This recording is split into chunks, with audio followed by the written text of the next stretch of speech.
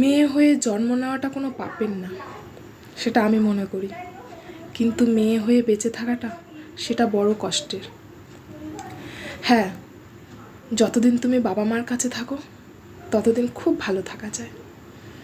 যেই কিনা বিয়ে হয়ে যায় তখন তুমি ভালো থাকতে পারবে, কেন পারবে না? অবশ্যই পারবে।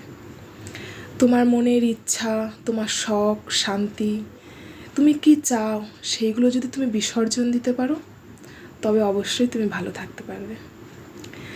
আর যদি সেইগুলো বিসর্জন দিতে না পারো তাহলে তুমি ভালো থাকতে পারবে না।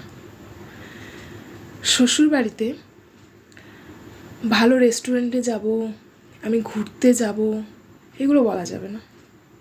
এগুলো বললেই তুমি খারাপ। সারাদিন ঘরে থেকে নিজের শখ পূর্তি বিসর্জন দিয়ে, লোক দেখানো একটা হাসি দিয়ে সারাদিন তুমি কাজ করে যাও, সারাদিন ঘরে থাকো, বেরোনোর কথা একবারও বলবে না, তাহলে তুমি খুব ভালো। তাহলে তুমি বাপের বাড়ির লোকের কাছেও ভালো, শ্বশুর বাড়ির লোকের কাছেও ভালো, সবার কাছে ভালো। তুমি তোমার যতই কষ্ট হোক না, তোমাকে তো সংসারটা করতে হবে, এগুলো বললে তো চলবে না। তো দেখানো হাসিটা হেসে সংসারটা করে যেতে হয় মেয়েদের। এটাই হচ্ছে সবচেয়ে বড় কঠিন, মেয়ে হয়ে বেঁচে থাকাটা।